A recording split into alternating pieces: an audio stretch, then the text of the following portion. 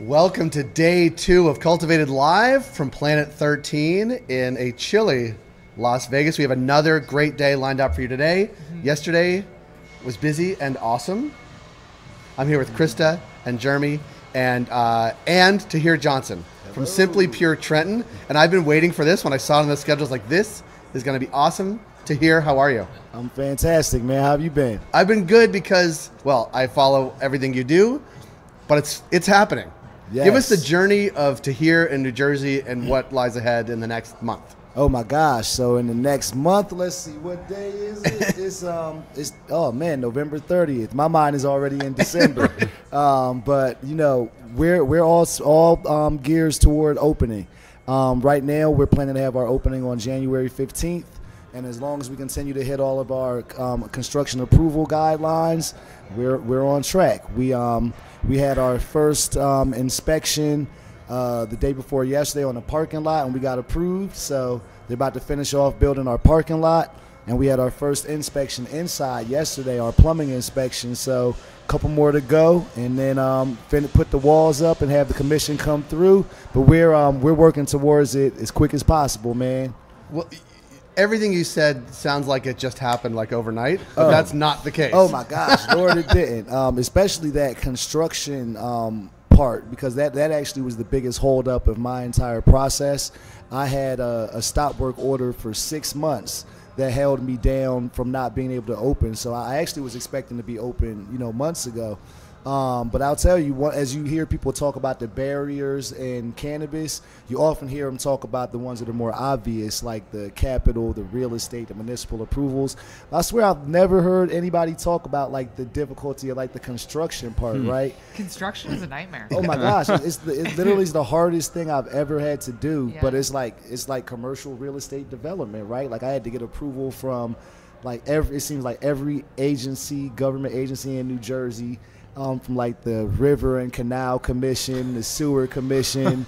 I thought I was selling weed. I swear I have not I've not really done anything that has to do with weed yet. So I'm looking forward to getting open and actually being in the cannabis business. And that's been the road to opening in New Jersey, right? But you have a long history in the cannabis industry. Yeah. Tell us a little bit about your background prior to sort of fulfilling the dream of Absolutely, Simply yeah. Pure. So, one of the things that I'm thankful for, especially when looking at New Jersey now, like my road, even in Jersey, started before getting the license. I was super active in the advocacy, like legalization process in New Jersey. And I think doing that and being visible and like one of the leaders of that process, it transitioned over to, when I had the dispensary. So that's why I'm always telling people the value of advocacy and being in your communities. But that's been what I've been doing for the past 5 years. So in 2019, I quit my job in finance to go be a bud tender, working at a dispensary called Medleaf in Maryland, and just worked my way up from there. It all started when I got involved in the Minority Cannabis Business Association at Lobby Day. I had no idea what lobbying was outside of watching what the people on House of Cards did. It's exactly like that. No, it's a little bit different. No, I'm like, Remy dancing. That's what I'm doing. So it's like, showed up to Lobby Day, and I looked at a piece of paper, and I'm like, if one of my boys is chief of staff from one of these congressmen, should I hit him up? And everybody turns around and looks at me. So it's like that was my real introduction to the industry. So from there, I started working as the head of diversity at the National Cannabis Industry Association, and then the head of social equity at Marijuana Policy Project and U.S. Cannabis Council. And like being able to do that over the past 5 years not only allowed me to understand the industry, because I was actively a part of policy making at a state and federal level and a number of almost everywhere, right? But the relationships that you get just getting to know people like us, across years ago, right? Yeah. Even before I ever was going after the dispensary. So what happened is once I kind of leveled up to this, you have a built-in network, people that are following you and supporting you, but then also you know where to go for the right partners, vendors, visibility, and it's been good, man. Definitely not without its challenges, but like I said, the work that I've put in over the past 5 years is definitely here. And I think I'm like all over the place now. And people just see me like, dude, how do you do it? But I think the best saying I heard one time is it takes 5 years to become an overnight success, right? So it's like now you're everywhere, but it really was like a 5-year journey through this whole thing. Yeah. Mm-hmm. What about 5 years from now? Oh man, you know, it's interesting. Somebody actually asked me that yesterday, and it was like one of the first times I thought about it. They were like, "Wow, you've done all this in 5 years. Like, where do you expect to be?" And I was like, I mean, I honestly don't know, but I think one of the things that I know for sure is that coming into the industry, I always wanted to be able to be a person that broke down barriers and opened up opportunities for others, and now I've had the opportunity to do that. And even like showing and being a real example of what's capable and possible. So I think for me, growing a successful cannabis business, right? I would love to be be a black social equity like MSO. And then I think even a lot of times I think of now like what even can I do outside of cannabis, right? Like in the world, just using all these different skills that I've developed. Because I think one of the things that I love most about cannabis and that makes it so exciting is like the impact that you have on the world. So it's like, how can I expand it and still be doing the same things, but like broaden the net, especially like the social impact that we've been able to achieve in cannabis, right? So it's like, how can I replicate that in other things? I think it's a lot of what Sounds I like you're going to be a commercial real estate developer. Yeah. That's what I'm a commercial debt, but you know what? That's on my list that I think of because, I mean, real estate runs the world, right?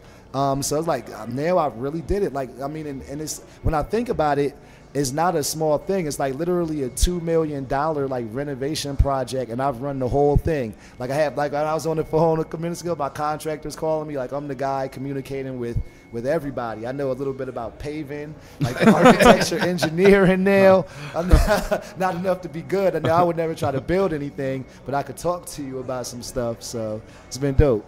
Can you talk about your mindset shifting from advocate to operator? I know that's sort of a rare shift. And why do you want to pursue that, and what's been the hardest part? So I think the shift from advocacy to operator is certainly an amazing thing. And I like being a student of the game.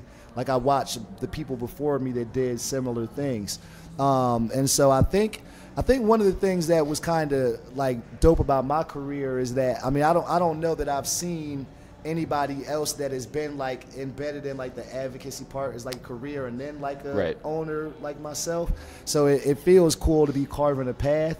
But one of the things that I've found is that especially because I've done so much work like with companies, like I know that most companies have goals around just corporate responsibility, diversity, social equity, and things like that. So now, like the things that I was helping other companies do and focus on, I'm focusing on it myself. So for one, make sure that I practice what I preach, right? Like all this stuff that I've been saying people should do or hold them accountable for over years, like I implement all of that into my business. So, we have a partnership, for example, with the New Jersey Reentry Corporation. We're hiring returning citizens, giving 10% of our employees from there, giving 2% of our revenue back to there, like small things like that.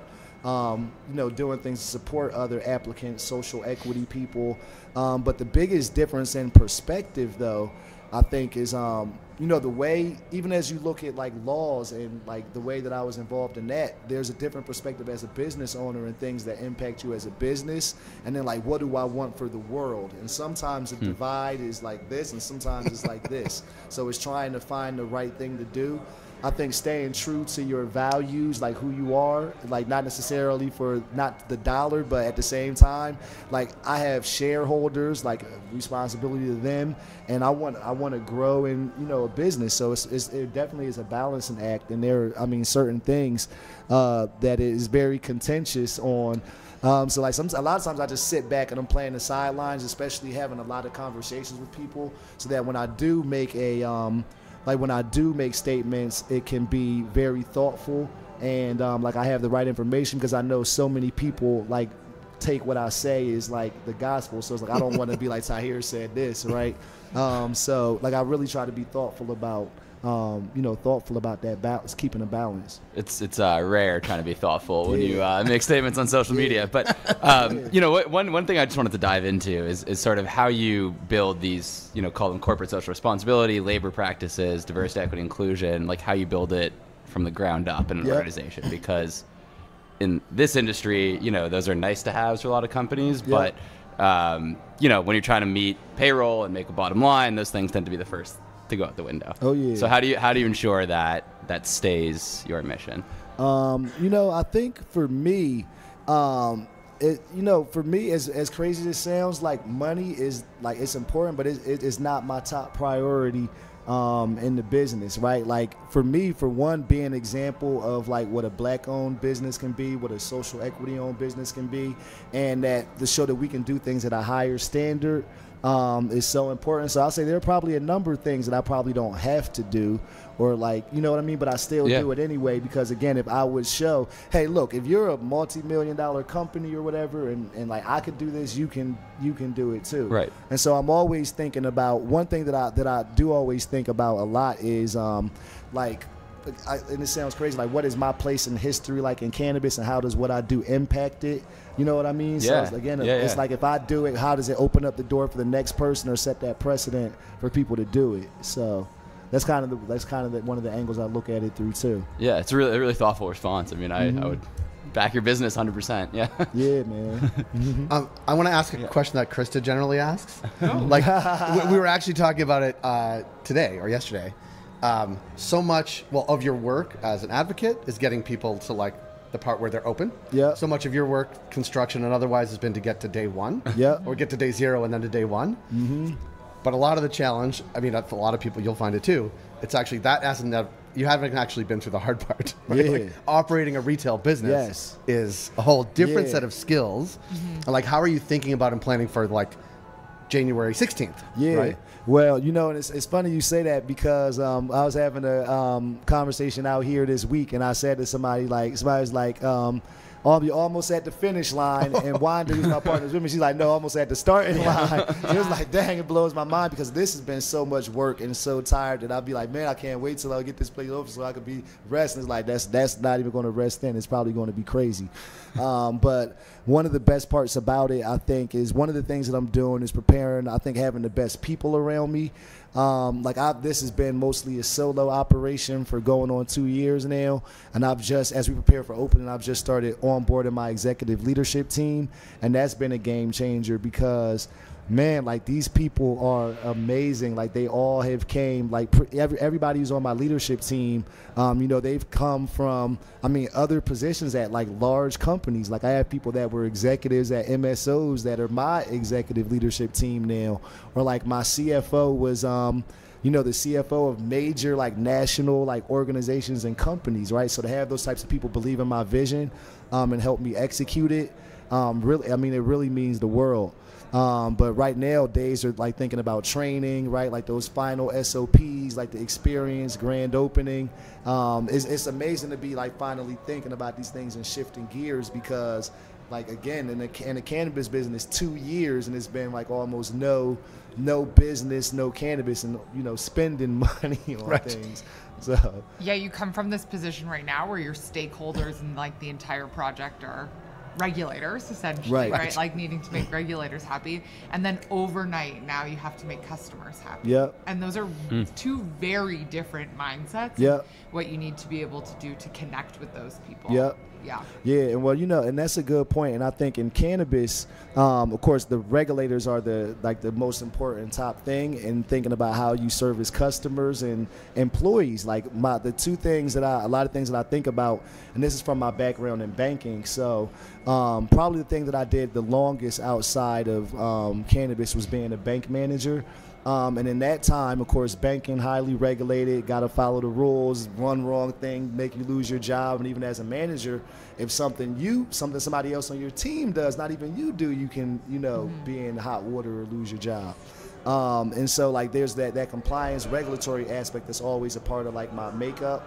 But then from a business standpoint, the top drivers that I always focus on are both customer and employee engagement. And back when I was at PNC Bank, I was in the top 1% of the entire company in both of those categories. And you see how like when you treat your people good, create a good environment, it also drives the customer engagement. So we want to make sure that we're tracking those metrics, and then also tracking our actual performance and the things that we want to drive, right? Those KPIs, and then how do they align and come back and fix it and keep doing better. But one of the reasons I feel confident is because I have people around me like with experience, like really like when I think the best people and everything. And like I said, even like that's internally, but even external, like the best partners. Like when I think of technology, like man, like not like the opportunity over all these years I've been in the industry, I've literally been thinking about, like I've known like when I get a dispensary, this is what I'm going to have. Like this is going to be my POS. I'm going to have this screen, right? So having the best partners, like, and then support, a lot of support from industry folks makes all the difference in the world. So it's really been helpful for me. Well, it's all well earned. Yeah, and we can't wait for you to get to the. I think it's both a finish line and a start line. It's right. It's a circle, but you're getting to the start line and the finish line the same day in mid-January. And we want to thank you for stopping by this morning. And it's great to see you and the team. Yeah. And we wish you nothing but the best always, over the next man. 6 Thanks for weeks, having me, man. And then the next 6 weeks after that, and the 6 weeks after that. You know it, man. And definitely got to have y'all stop by. We'll see you in Trenton. Trenton. In Jersey, man. Come through. We'll definitely take care of y'all. Love it. Tahir Johnson from Simply Pure Trenton, thank you so much for stopping by. We're going to take a very quick break. We'll be right back with Shai Ramsahai. I don't know if I'm pronouncing the last name. That's pretty good. From Royal Queen Seeds. Nice. And anybody in Las Vegas has seen the Royal Queen Seeds billboard, so we'll talk a little bit about that and about the business as well. Tahir, thank you so much. We'll be right back with Shai. Peace, y'all. Yes.